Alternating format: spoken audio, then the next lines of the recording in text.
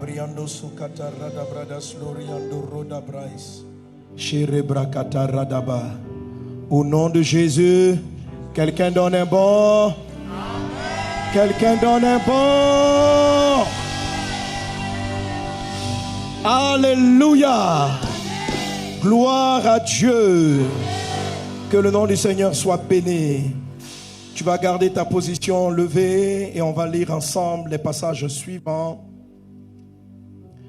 Daniel chapitre 12, le verset 3. La Bible dit: ceux qui auront été intelligents brilleront comme la splendeur du ciel, et ceux qui auront enseigné la justice à la multitude brilleront comme les étoiles à toujours et à perpétuité. Amen. Je te vois briller comme une étoile.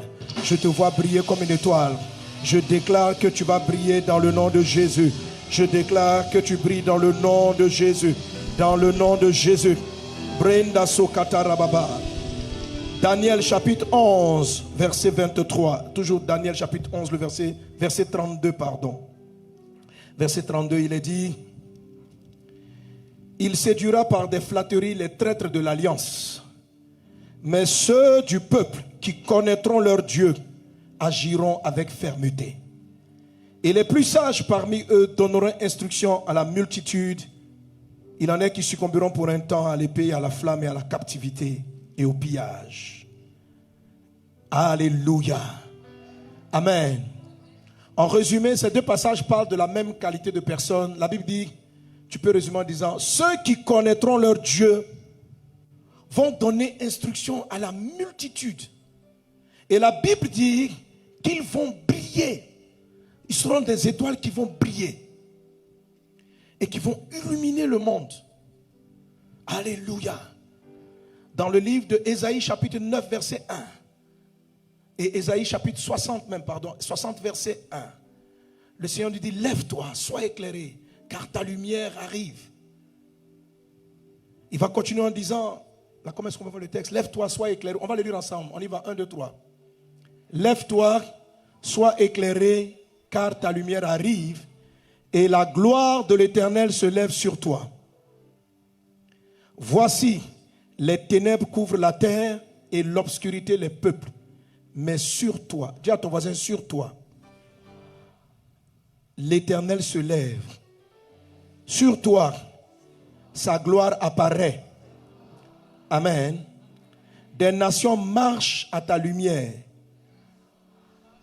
Dis amen à cela. C'est ce que je vois qui arrive. C'est ce que je vois qui t'arrive. Nous sommes en train de faire cette conférence pour voir ces choses-là se produire.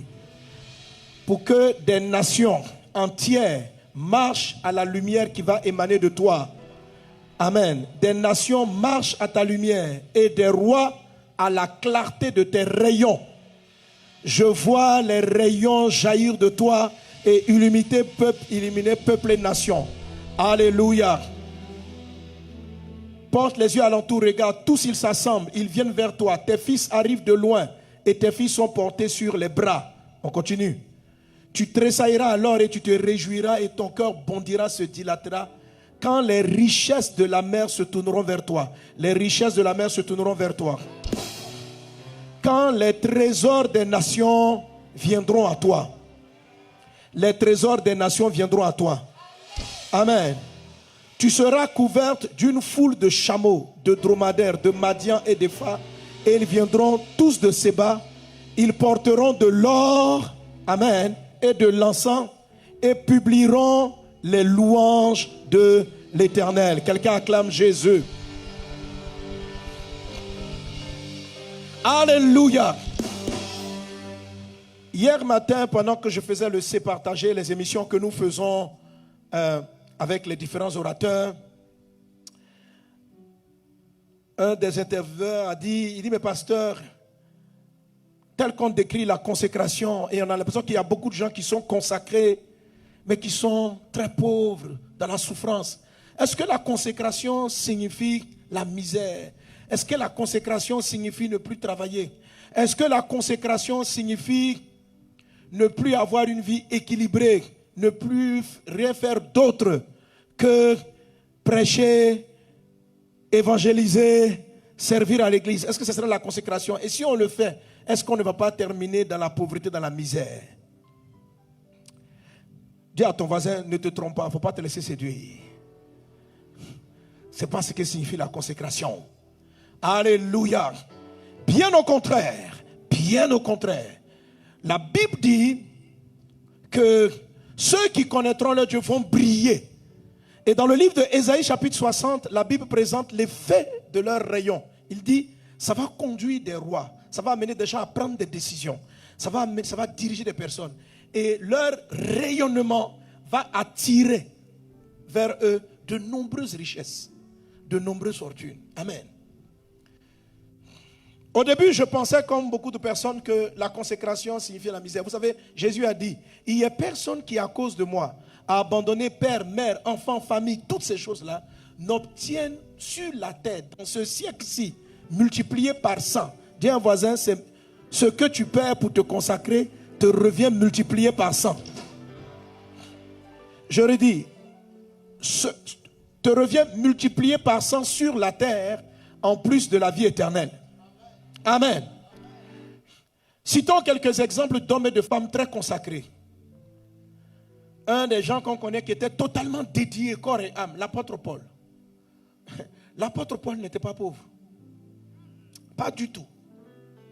La Bible dit qu'un jour il était enfermé en prison et le roi de la zone, en fait le gouverneur de la zone, partait lui poser des questions parce qu'il espérait que Paul lui donne de l'argent. Je veux dire, lorsqu'on a mis quelqu'un qui est galère en prison, on ne s'attend pas à ce qu'il donne de l'argent. Paul était connu comme quelqu'un qui avait beaucoup de ressources. Au point où ce proconsul a commencé à lui dire, donne-moi de l'argent. Pourtant, c'était un homme. S'il pouvait magouiller avec Paul, s'il tentait de magouiller avec Paul, imaginez ce qu'il pouvait être dans la vie. L'apôtre Paul pouvait dire ceci, mes mains ont pourvu à mes besoins et aux besoins de toute mon équipe. L'apôtre Paul avait une équipe apostolique de plusieurs serviteurs de Dieu qui parcouraient villes et villages, prêchant la parole de Dieu. Et lorsqu'il dit que ses mains ont pourvu, c'est-à-dire, amen, qu'il les nourrissait, il les logeait, et avec eux, il partait faire des campagnes et des croisades. Non, détrompe-toi, la consécration ne signifie pas la pauvreté, ça ne signifie pas la misère, ça ne signifie pas raser les murs. Est-ce que quelqu'un est avec moi? Est-ce que quelqu'un est avec moi? Alléluia. Amen.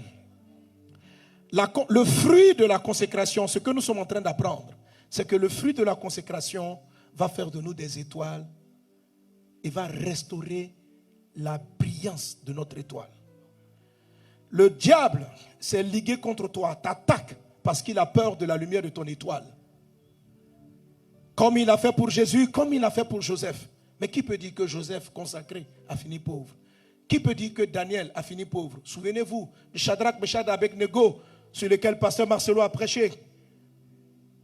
Lorsqu'ils ont décidé de ne servir que Dieu et Dieu seul, le roi les a arrosés d'or et il leur a donné le pouvoir. Il les a établis. Le monde a besoin de personnes qui payent le prix de la consécration afin que les gouverneurs les établissent premiers ministres, dirigeants des pays, pour apporter la lumière de Dieu dans l'administration, dans le domaine de la santé, de la médecine, dans tous les secteurs. Jésus a dit, vous êtes la lumière du monde, vous êtes le sel de la terre. Dieu ne va pas positionner une étoile brillante, un chrétien qui est prêt à se compromettre, un chrétien qui est partagé. Le fruit de la consécration, c'est de devenir une étoile brillante. Brillante.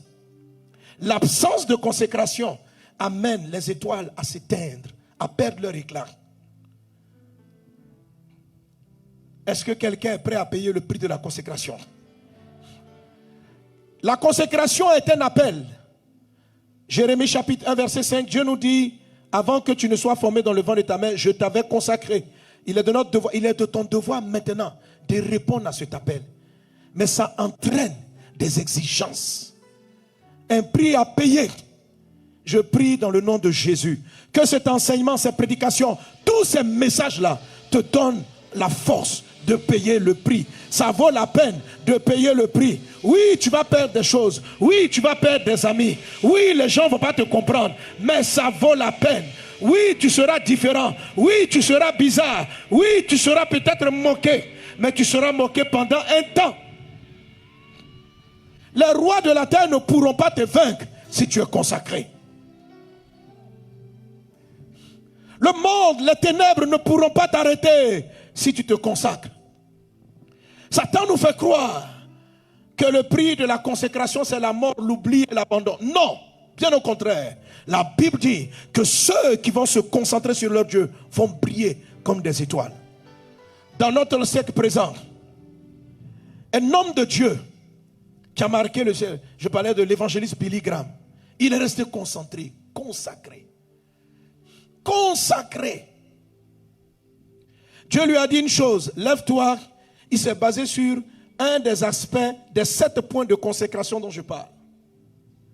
En fait, il les a tous appliqués, les 7 éléments de consécration dont je suis en train de parler. Il les a tous appliqués. C'est quelqu'un qui prêchait la lumière. Premier élément, c'est-à-dire il vivait la lumière de Dieu. Il avait reçu la lumière et il reflétait la lumière.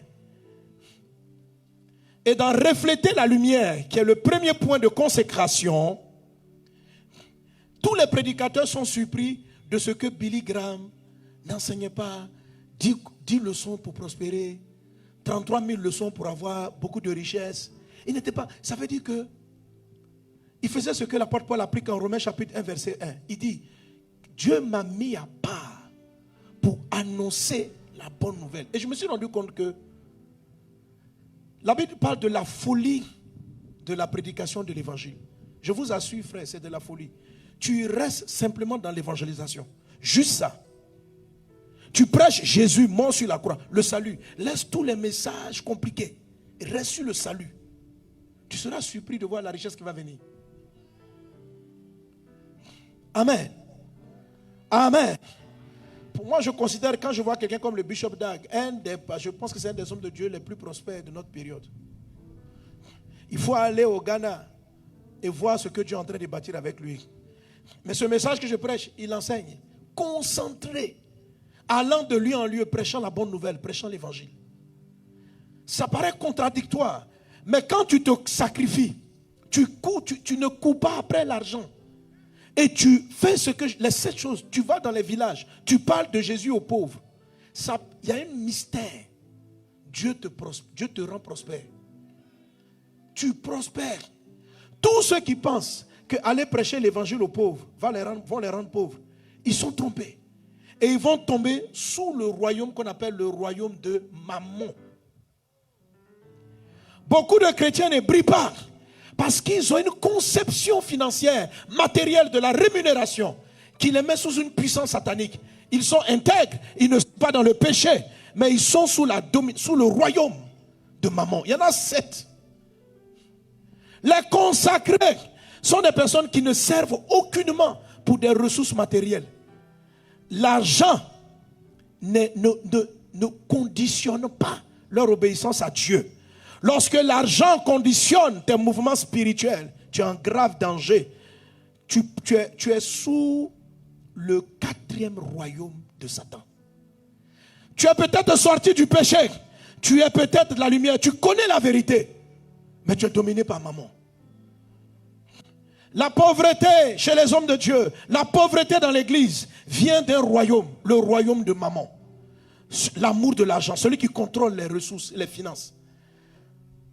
Lorsque Satan demande à Jésus de se prosterner pour qu'il lui donne les royaumes du monde, il lui propose aussi les trésors. Mammon. Mammon. Mais Jésus dit, il n'y a personne qui ayant quitté. Il y a un moment donné, il faut quitter. Il faut te mettre à part. Il n'y a personne qui ayant quitté à cause de Jésus et de la bonne nouvelle ne reçoivent au centuple. Et il est précis, dans ce siècle-ci. La difficulté qu'on a, c'est que la plupart des chrétiens n'osent pas quitter. Parmi les 7 royaumes de Satan, il y a encore certains qui influencent d'autres, plusieurs. Parce que généralement, on réfléchit en disant, si j'ai triomphé de 2 ou 3, c'est que je suis libre de Satan. Ce n'est pas vrai. Ce n'est pas vrai. Tu peux ne plus marcher dans le péché et rester pauvre parce que tu as un problème avec son 4e royaume, le royaume de l'argent, le royaume de Mammon. Le royaume de Mammon. Tu fais trop de choses en pensant à l'argent. Tu fais trop de choses en pensant à ce que les gens vont te payer. Si tu chantes, si tu prêches en pensant à la rémunération, Satan va te contrôler. Satan va te contrôler.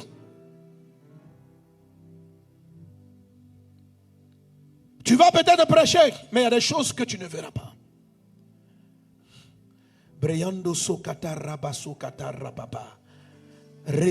Quand la Bible dit, il n'y a personne qui a quitté son père, sa mère, ses maisons. Il arrive à un moment donné, tu es tellement détaché. La consécration, il faut être détaché. Détaché des belles maisons, détaché de l'argent, détaché du gain. Et être rempli d'une chose. Que son nom soit élevé et voir les vies sauvées. Dieu bénit. Parlant de Billy Graham, de sa consécration. Consécration contre le péché. C'est un homme de Dieu. On n'a jamais entendu dans les histoires de sexe, de péché. Il vivait avec la grâce. C'est un pasteur qui ne condamnait pas les autres. Il marche dans la grâce. C'est un modèle pour nous. Et hier, avant-hier, je vous donnais le témoignage. Le bishop Dag rendait le témoignage lorsqu'il était à Paris. Il disait ceci. Que chaque année, malgré qu'il soit décédé, chaque année, ils reçoivent près de 700 millions de dollars. Ça fait combien de milliards de CFA? C'est-à-dire un ministère chrétien, tout ce qu'ils font, c'est prêcher. Jésus a donné sa vie pour toi. Dieu a tellement aimé le monde. L'évangile simple, l'évangile de la lumière, l'évangile simple. L'apôtre Paul dit, on est consacré. Il dit, Romains 1:1, il dit, Dieu m'a mis à part pour annoncer la bonne nouvelle. Écoutez, tous les autres messages de prospérité, je n'ai pas dit que ce sont des mauvais messages, mais se concentrer là, c'est faire en sorte que le message de Christ soit central. Il y a beaucoup de messages, on peut donner des conseils, aider les gens, 3 leçons pour trouver le mariage, tout ça, c'est très bien. Mais la dédicace même là, c'est annoncer l'évangile, prêcher la repentance, prêcher la croix, l'œuvre de Christ. Tu restes là-dessus, tu seras étonné. Tu seras surpris. Sans que Billy Graham, on l'a vu un jour faire une prédication pour venir soutenir le ministère. Le ciel, 700 millions de dollars. 1 million de dollars, ça fait combien de milliards? 1 million de dollars, ça fait 500 millions. 2 millions, ça fait à peu près on va dire près de. Donc 700 millions, ça fait combien? Qui me calcule là? 700 millions, ça fait à peu près 284 milliards par an. Regardez, un pasteur, allez sur Internet, cherchez les prédications de Billy Graham. Regardez sa vie. Il est au ciel. Mais l'organisation continue. Parce que tout l'or appartient à Dieu. Dieu, là, tu lui obéis. Il te donne. Ça veut dire qu'il n'a aucune limite. Dieu règne sur tout. Tous vos calculs, stratégies, là, c'est rien. Il règne sur tout. Il donne la provision à qui il veut, quand il veut. Il claque un doigt. Tout est facile pour lui. Il appelle les rois du monde entier. Écoutez, lorsque l'étoile de Jésus s'est mise à briller, les mages des rois sont venus avec de l'or en grande quantité. Quand ton étoile se met à briller, tu attires des ressources impressionnantes. Tu es condamné à briller. Amen. Alléluia. Et depuis le début de cette série, j'enseigne en disant que il y a une entité satanique, le dragon, qui par ses 7 royaumes fait tout pour assujettir. C'est-à-dire quoi? Empêcher ton étoile de se lever. Parce que pour que ton étoile brille, il faut qu'elle soit haute. Et une fois dans le ciel, que tes rayons soient vastes. Je te vois avoir de grands rayons. Je te vois avoir de grands rayons. Est-ce que tu veux te lever avec moi et prier? Dis, Seigneur mon Dieu, je veux me consacrer parce que tu as fait de moi une étoile. Que cette étoile-là brille, qu'elle éclaire le monde. Élève la voix et prie. et déclare à Dieu l'engagement que tu veux prendre.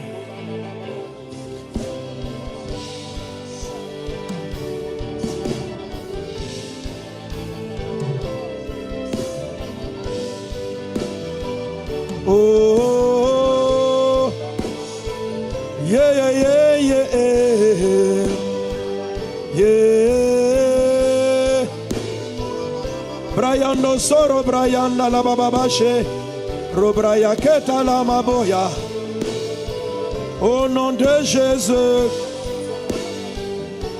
au nom de Jésus. Oh, oh, oh. Amen. Amen. Donne un bon amen à Jésus. Dis à un voisin, consacre-toi. Gloire à Dieu. Gloire à Dieu. Amen. Amen. À un moment donné, je suis sorti de la consécration du message. J'ai réfléchi avec mon intelligence. On était dans les années 2004. J'ai commencé à faire, j'ai dit bon, je vais aller évangéliser toute la terre. Je vais évangéliser la Côte d'Ivoire. J'ai commencé à mettre des méthodes totalement humaines. Commencer à donner les enseignements sur les lois de prospérité. Les lois, parce qu'il fallait que, pour moi, les membres de l'église doivent avoir l'argent. Et quand ils auront l'argent, ils vont financer le royaume. J'étais très stratégique. Mais la dette, les dettes, les problèmes que j'ai eus, j'ai compris qu'en fait, maman avait pris le contrôle. Une entité satanique avait pris le contrôle. Et j'ai commencé à souffrir. Je lui ai dit, mais quel est le problème? Dieu dit, mais je t'ai dit de prêcher quoi? Je vous ai dit, allez dans le monde entier. Annoncer la bonne nouvelle. La bonne nouvelle, là, ce n'est pas un message qui est simple. L'apôtre Paul même dit que ce message-là, les sages trouvent que c'est de la folie. Mais le problème, c'est juste que Dieu cherche des hommes pour lui obéir. Il ne veut pas des gens pour trop t'expliquer. Fais ce qu'il te dit. Il n'y a personne qui, ayant quitté son père, sa mère, ses biens, pour la bonne nouvelle. La bonne nouvelle, c'est que Dieu a tellement aimé les hommes qu'il a donné son Fils unique, afin que quiconque croit ne périsse pas, mais qu'il ait la vie éternelle. C'est un message simple, mais c'est un message pour lequel on doit se concentrer. On doit se consacrer. C'est un message qu'on doit prêcher en tout lieu, dans tous les endroits. Partout où nous partons. Nous sommes en administration. Les gens doivent savoir que Jésus est Seigneur. C'est ça être consacré. Tu travailles dans une boîte. Les gens doivent savoir que Jésus est Seigneur. Par ta vie, par ton attitude et par toutes ces choses. Quelqu'un donne un bon amen. Quelqu'un donne un bon amen. Alléluia. Amen, amen. Alors je vous ai cité rapidement les 7 royaumes de Satan. Quand tu te consacres, tu passes. Demain on a le marathon. Je vais terminer. Amen. Amen. Mais je bénis Dieu. La plupart des points de mon message ont été abordés par les différents orateurs. Alléluia. Amen. La Bible dit que Satan règne par les ténèbres, par l'ignorance, par le manque de connaissance. Et je t'ai dit, pour toi, comment tu vas briller au-dessus des ténèbres? Il faut que ta lumière s'élève. Comment ta lumière se lève? Lorsque toi-même, tu te laisses éclairer. La Bible dit, Ésaïe 9:1, lève-toi, sois éclairé, car ta lumière arrive. Lève-toi. Pardon, Ésaïe 60, verset 1, pardon. Lève-toi, sois éclairé. Donc, comment nous-mêmes, on arrive à vaincre le royaume des ténèbres? Le royaume des ténèbres, c'est le royaume de je ne savais pas. C'est le royaume de j'ignorais. L'ignorance vous détruit. Quand vous cherchez la lumière, c'est étrange. Je vous assure, Dieu va vous expliquer l'économie. Dieu va vous expliquer. Vous savez, la Bible dit qu'en Christ existent toutes les lumières, toutes les sagesses et la connaissance sont en Christ. Vous serez surpris de voir qu'un pasteur consacré à l'évangile commence à avoir des notions de compta, de gestion, d'administration. Toi, tu as fait ressources humaines. Les gens vous ont fait ressources humaines. Est-ce que vous pouvez avoir une église de 10 000 personnes? Ça, c'est pas plus grand que vos ressources humaines que vous partez étudier à l'école. Des pasteurs qui prêchent l'évangile sont capables de manager des personnes, des milliers de personnes, sans donner un salaire. Amener des gens à s'élever. Aujourd'hui, Amen. Lorsque je me suis levé, et puis je dis, dernièrement, on part au Sénégal. Plus de 300, 400 missionnaires dans le monde ont payé leurs billets et sont venus. Frère, qui te donne une telle sagesse pour que des hommes, des cadres prennent des congés, prennent du temps, payent leur billet d'avion, viennent dormir dans des situations difficiles? Quelle est cette lumière? Quelle est cette grâce? Quel chef d'entreprise, quel diplômé de ressources humaines? Lève-toi avec toutes tes belles idées. Va quelque part, tu vas voir si 3 personnes vont te suivre. Spécialiste de la gestion humaine. 4 stratégies pour que les gens, pour être un bon leader. 33 stratégies. Les gens suivent ton salaire avec quelques conseils de sagesse. Un homme qui craint Dieu, la lumière vous donne de la sagesse. La Bible dit, si vous êtes exposé à la lumière, vous êtes concentré sur la lumière, vous la laissez briller en vous. Enlevez le mal. Si vous marchez dans le droit, si vous marchez dans la sainteté, la Bible dit, qu'y a-t-il entre la lumière et les ténèbres? Qu'y a-t-il entre Bélial et Christ? Il n'y a rien à voir. Si tu es un fils de lumière, tu marches dans la lumière. Tu es comme Daniel. Il dit, il ne mange pas les mets du... Ça veut dire qu'il est tranchant. Les gens de lumière sont tranchants avec la vérité. C'est une consécration. La Bible dit, Dieu lui a accordé une sagesse. Il a commencé à interpréter les songes. Joseph aussi était pareil. Refusé de coucher avec Madame Potiphar à cause de sa consécration. Il a reçu de Dieu une sagesse. La sagesse l'a fait briller, conseiller les rois. Écoutez, l'évangile est là. Et on a des exemples sous nos yeux que quelqu'un qui sert Dieu acquiert une sagesse impressionnante. Oui. Amen. C'est quelque chose. Peut-être vous ne pouvez pas le manquer, mais c'est sérieux. C'est sérieux. Regardez le nombre qu'on est. Regardez la gestion, l'organisation, la structuration. Pendant que je suis assis ici, on a Message de Vie qui prépare des croisades. On a des églises partout qui travaillent. Mais quand même je m'assois, je dis, mais c'est mon intelligence. Depuis quand j'ai fait études de gestion humaine comme ça, à quel moment je me suis assis pour faire ça? La lumière vous enseigne. Marchez avec Christ la lumière. Convertissez-vous réellement. Que Jésus soit votre Seigneur. Ne vous compromettez pas avec le péché. Ne vous compromettez pas. Soyez des enfants de lumière. Soyez vrais, soyez honnêtes. Le ciel va te rémunérer. Et tu verras la différence. Tu vas commencer à comprendre des choses que les autres ne comprennent pas. Tu vas commencer à avoir des discernements que les gens n'ont pas. Tu vas triompher du monde des ténèbres. Tu vas apprendre à savoir parler aux gens. Dieu va te corriger au fur et à mesure. Dieu va dire, la manière dont tu parles là, tu parles mal. On appelle ça ténèbres. Ce n'est pas le langage de la lumière. Un langage de la lumière est bon. Un langage de la lumière est bon. Un langage de la lumière est clair. Un langage de lumière relève les autres. Au fur et à mesure que tu t'exposes à la lumière, tu te concentres à la lumière, elle va t'illuminer. Elle va te transformer. Elle va te changer. Elle va te rendre sage. Si vous êtes lumière dans vos entreprises, vous allez commencer à avoir une sagesse dans votre domaine que les autres n'ont pas.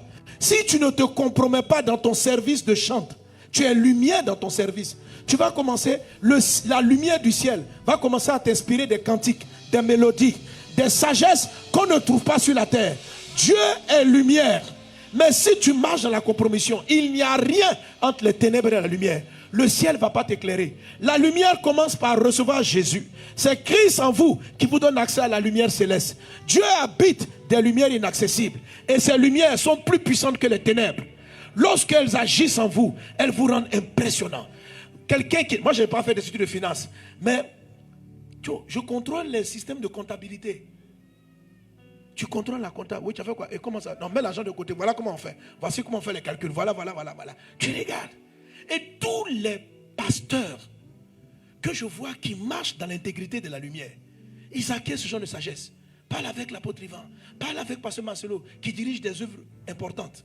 C'est impressionnant de voir la sagesse qu'on acquiert. Et puis arrêtez de croire qu'avec vos diplômes là, vous êtes plus intelligent que tu es plus intelligent que quoi. Tu ne peux même pas diriger une entreprise de 30 personnes. Tu crois que tu es plus intelligent qu'un pasteur qui a 5000 membres, qui a 3000 membres? Non, moi j'ai fait PhD, on va venir l'enseigner. Sois humble. Peut-être que ces pasteurs n'ont pas les termes, mais je t'assure, c'est comme si l'intelligence s'éveille. Et tu commences à comprendre ce que tu n'aurais pas dû comprendre. Pour gérer une église, il faut de la rigueur, il faut de la discipline, il faut du contrôle. Il y a des choses qui nous échappent. On n'est pas parfait dans la lumière. Mais c'est une quête perpétuelle qui t'améliore jour après jour, jour après jour, jour après jour. Si un pasteur perd cette intelligence, c'est parce qu'il prêche autre chose que la lumière. Tu prêches autre chose que le message de la lumière. Prêche la lumière, vis la lumière, marche dans la lumière, tu vas devenir sage et intelligent. Amen. Triomphe du péché. Le royaume du péché, triomphe du péché. Consacre, il y a deux grandes consécrations. Un, la connaissance de la vérité. Jésus a dit, vous connaîtrez la vérité et la vérité vous affranchira. C'est quelle consécration? Il dit, là je parle du royaume du péché. La Bible dit que le péché ne règne pas. Le péché est un roi qui domine les hommes et qui leur font faire des vices. Pasteur Marcelo a longuement prêché dessus. Quelqu'un comme, comment dirais-je, Samson, une étoile consacrée dans le ventre de sa mère. Mais les vices l'avaient attaché. Le royaume du péché était sur sa vie. Et il ne pouvait pas avancer. Et qu'est-ce qui s'est passé? Satan a pris l'ascendant sur lui. C'est sa dernière repentance qui l'a sauvé. Il faut marcher dans la sainteté. Dans la sainteté. Fuis le péché. Marchez dans la sainteté. La Bible dit, ne livrez pas votre corps à l'impudicité. Il dit, parce que vous ne vous appartenez plus. Vous appartenez à Jésus. Ne livrez pas votre corps au péché parce que vous ne vous appartenez plus. Ton corps n'est pas pour toi. Tu ne peux pas prendre le corps de Jésus et puis aller coucher avec les filles. Le jour où tu as dit Jésus entre dans ma vie, il est entré en toi. Tu ne peux pas prendre le corps de Jésus, le corps du Saint-Esprit. C'est pourquoi qu'est-ce qui vous délivre du péché? Il y en a deux choses. La première, je vous ai parlé de la grâce. Et quand j'étais aux questions, on partageait avec Pasteur Yvan, on parlait, et il a insisté sur la vérité. Et je dis, c'est vrai, il ne faut pas que j'oublie de parler de la vérité.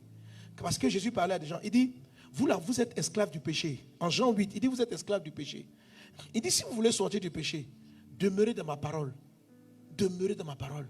Et vous connaîtrez la vérité, et la vérité vous affranchira du péché.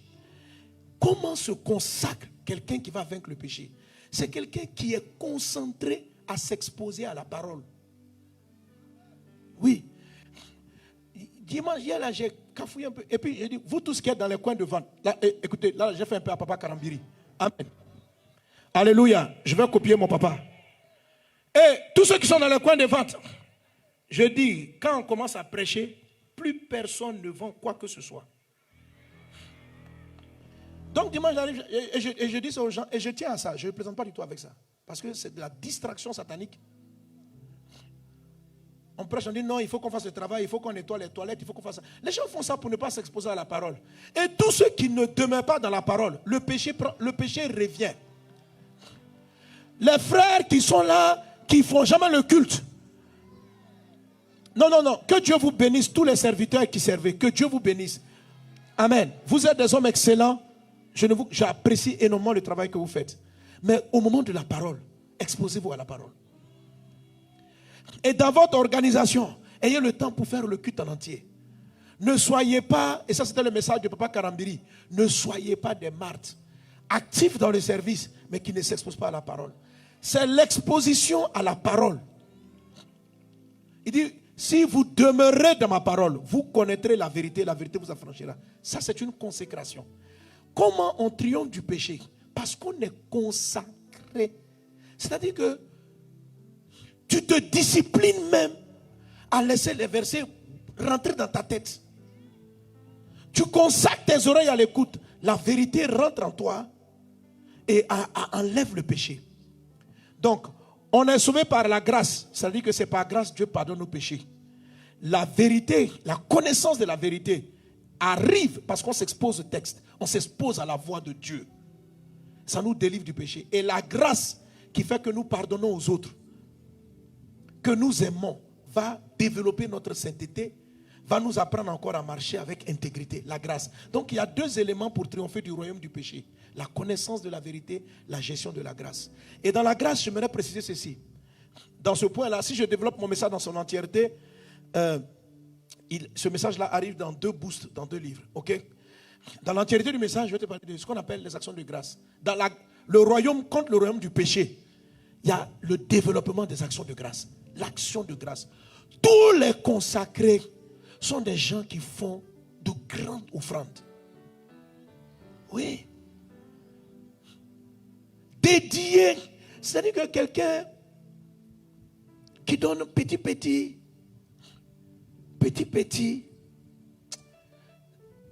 Ici, ce n'est pas trop le péché, mais tu ne vas pas voir l'abondance de la grâce se manifester dans ta vie. Pour vivre d'abondante grâce, sois quelqu'un rempli d'actions de grâce. Et peut-être que demain, je dirai quelque chose sur la particularité de l'action de grâce. Une des particularités qui vous donne la victoire sur le péché, c'est votre capacité à voir les œuvres de Dieu, même quand tout est compliqué. Je vais l'expliquer. Oui, ce qu'on appelle la grâce. L'action de grâce, l'art de retrouver la graisse, l'onction. Bon, bref, si tu n'as pas compris, ce n'est pas grave. Amen. Quelqu'un donne un bon amen. Amen. Donne un bon amen à Jésus. Amen. Alléluia. Amen.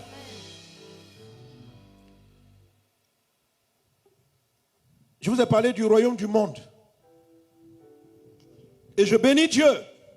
Pasteur Marcelo a prêché là-dessus. Amen.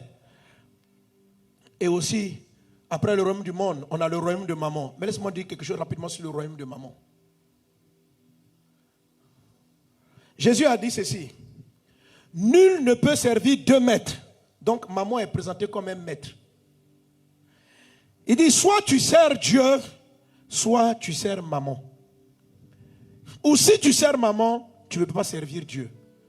Donc, l'esprit de l'argent, l'amour de l'argent qui contrôle le monde, par lequel Satan amène des gens à se prostituer, à se dépraver. Aujourd'hui, l'esprit de maman est derrière la plupart des guerres. C'est à cause de l'argent, du pétrole, que des nations attaquent d'autres. Les guerres sont au Congo, dans les pays, à cause de l'argent. C'est un roi méchant qui dirige le monde. Il est dans l'église. De nombreuses personnes prêchent pour l'argent, chantent pour l'argent, font leur service pour une rémunération. C'est la raison pour laquelle vous ne pouvez pas briller. Vous ne pouvez pas briller. Dans le livre de Colossiens chapitre 3, versets 22-23, l'apôtre Paul dit ceci. Amen. Il dit de servir Dieu devant les hommes, devant tout cela, mais pas comme si on servait un homme. De ne pas servir pour une rémunération, de servir comme si on servait Dieu, de servir en toutes choses, de servir Dieu. Alléluia. Amen. Donne-moi. Il dit, tout ce que vous faites, bon, verset 22, serviteurs obéissez en toutes choses à vos maîtres, selon la chair, non pas seulement sous leurs yeux comme pour plaire aux hommes, mais avec simplicité de cœur, dans la crainte du Seigneur. Avance. Tout ce que vous faites, faites-le de bon cœur, comme pour le Seigneur et non pour les hommes. Sachant que vous recevrez du Seigneur l'héritage pour récompense, servez Christ, le Seigneur. Amen. Car celui qui agit injustement recevra selon son injustice et il n'y a point d'acceptation de personne. Amen. La Bible dit que celui qui sert Dieu s'attend à être rémunéré par Dieu. Pourquoi beaucoup de chrétiens sont pauvres? Parce que la plupart des gens servent maman. Servir maman, ça ne veut pas dire qu'il va te donner l'argent. Hein. Voilà. Tu peux le servir. C'est-à-dire que la Bible dit, pourquoi tu cours après l'argent? La Bible dit que ceux qui veulent s'enrichir tombent dans des pièges. Au départ, personne n'a envie de dire qu'il aime l'argent. Si tu demandes à quelqu'un, il va te dire non, moi j'aime Dieu. Non, ce n'est pas comme ça se contrôle. Ce n'est pas comme ça se voit. Jésus dit, il ne faut pas te tromper. Soit tu es esclave de l'argent et tu méprises Dieu. Soit tu sers Dieu et tu ne sers pas maman. C'est quoi servir Dieu? C'est ce que ce passage explique. C'est-à-dire, si tu balayes une maison, la Bible dit l'ouvrier mérite son salaire, mais balaye comme si tu balayais le temple de Dieu. Travaille avec, ça veut dire quoi? Fais tout ce que tu fais, fais-le pour Dieu. Ne le fais pas pour une rémunération humaine. Dieu va te surprendre. La Bible dit que si tu vois un homme qui est excellent, il finit par s'asseoir auprès des rois. Le truc c'est que, vous comprenez, on n'est pas excellent parce que quand on fait un service, on le fait pour des hommes. on ne le fait pas pour Dieu. Mais quand tu ne le fais pas pour Dieu, tu le fais pour des hommes, tu le fais pour maman. Tu le fais pour la rémunération que les gens vont te donner. Maman, ça peut être les acclamations qu'ils vont te donner, ça peut être le titre qu'ils vont te donner, mais c'est un salaire. Tu cherches à ce que le monde te paye. C'est comme ça, maman vous contrôle. Quand tu cherches les honneurs du monde, l'argent du monde, tu vas le perdre. Et ça va être un piège pour ton âme. Ça va être un piège pour ton âme. Je sais que cette partie, beaucoup ne la comprennent pas bien. Mais Dieu m'a fait comprendre vraiment la différence. C'est très important. Fais très attention à toi, serviteur de Dieu. Si tu te sens attiré à aller prêcher, quand les gens ont prêché, s'ils t'ont fait une mauvaise offrande, tu es fâché. S'ils t'ont fait une bonne offrande, tu es content, tu veux repartir. Prends garde que tu ne sois en train de servir pour l'argent. Si vous servez dans l'église, vous savez aujourd'hui, pour servir dans l'église, maintenant, il faut payer tout le monde. Hein? Ouais. Pour balayer la maison de Dieu, il faut le payer. Pour faire un truc, ça dit que personne ne s'occupe des affaires de Dieu s'il ne les a pas payées. Donc, on est nombreux à l'église qui servent maman. Hein? Alléluia. Je n'ai pas dit qu'on ne doit pas te payer, mais ce que je dis, c'est que si Dieu t'a fait l'opportunité de servir dans un secteur qui concerne sa maison, fais-le de bon cœur. Fais-le comme si tu avais... Il faut savoir que servir là, c'est un honneur de servir Dieu. C'est un honneur. Et tu le fais pour lui. Tu seras surpris. Il faut te concentrer là-dessus. Tu ne vas pas servir maman. Et Dieu va se lever pour toi. Tu es béni au nom de Jésus. Tu es béni au nom de Jésus. Alléluia. Amen. Gloire à Dieu. Amen. Gloire à Dieu. Amen. Demain, je vais m'attarder particulièrement sur le royaume de la mort et le royaume du séjour des morts. Le royaume du monde, pasteur Marcelo aussi en a parlé. Pasteur Yvan aussi. Il a dit, le royaume du monde, c'est la convoitise des yeux, la convoitise de la chair, l'orgueil de la vie. Ah, c'est le monde. Le monde. Alléluia. Comment est-ce que tu vas briller au-dessus du monde? Dis avec moi, je triomphe du monde au nom de Jésus. Amen. C'est le même passage de Colossiens chapitre 2. Quelqu'un a posé, je finis avec ça. Quelqu'un nous a posé la question en disant, mais pasteur, comment? Est-ce que se consacrer, ça signifie, je parle du royaume du monde, je parle de la consécration qui vous fait briller au-dessus du monde. La consécration qui vous fait briller. La consécration qui vous fait briller au-dessus de maman, c'est le fait de servir Dieu en cherchant la rémunération de Dieu. Ça, vous allez vaincre maman. Mais si vous servez, vous avez l'impression de servir Dieu en cherchant les intérêts humains, maman va vous contrôler. Donc, un serviteur, tu dois se concentrer. Tu dois aller évangéliser, pas parce que tu attends une rémunération, faire l'œuvre de Dieu, simplement. Si tu restes concentré, tu vas passer au-dessus de maman. Et les ressources du ciel vont venir vers toi. Amen. Maintenant, le monde, lui, c'est la convoitise des yeux, la convoitise de la chair, l'apparence, l'orgueil de la vie. Voilà ces trois axes. Alléluia. Amen. Amen. Là-dessus, je peux vous parler de Madame Lot. Le but du monde, contrairement aux autres royaumes, ce n'est pas de te faire pécher, mais c'est de tuer ta clarté, ta salinité. Madame Lot partait vers le ciel et elle s'est mise à regarder le monde, convoitise des yeux. Elle s'est mise à regarder derrière, Genèse 19, verset 6, je crois, au 16. Quand elle a regardé derrière, elle est devenue une statue de sel, c'est-à-dire un sel qui ne se dissout pas, du sel sans saveur. Alors, qu'est-ce que veut dire ne pas convoiter? C'est quoi la consécration? C'est ce qu'on a dit. C'est le fait d'être concentré, d'abord de regarder le ciel, et d'être concentré sur ce qu'on fait pour Dieu. Je reprends. Comment tu triomphes du monde? Quand tu fais quelque chose pour Dieu, il ne faut pas te laisser distraire. Le but du monde, c'est de vous distraire. C'est de désorienter votre regard. C'est de vous attirer, de vous donner des attractions charnelles et de faire les choses pour être vu des hommes. Ça, c'est l'esprit du monde, en règle générale. Comment tu vas briller au-dessus de cela? C'est en étant quelqu'un de concentré. C'est-à-dire que quand tu t'en vas quelque part, ce que tu fais, tu le fais pleinement. Tout ce que vous faites avec légèreté, le monde va vous contrôler. Je reprends. Quand on parle de consécration, ce n'est pas simplement le fait de dire je sers Dieu. C'est que quand tu sers, là, tu es concentré.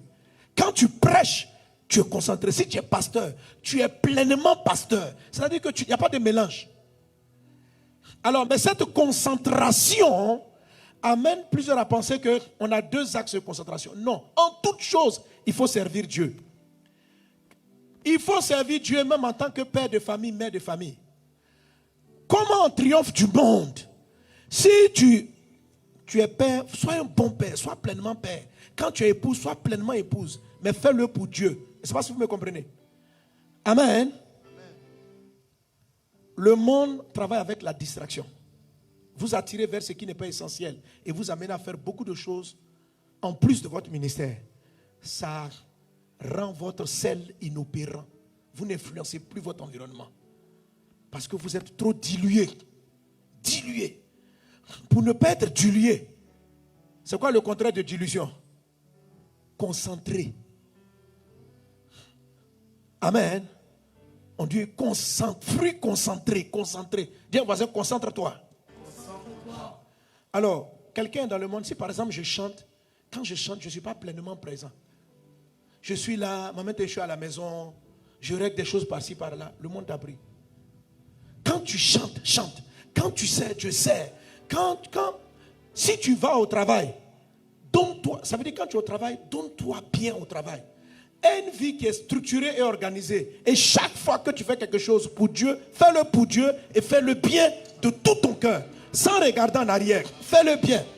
Le jour où tu as décidé de chanter pour Dieu, donne-toi tout entier.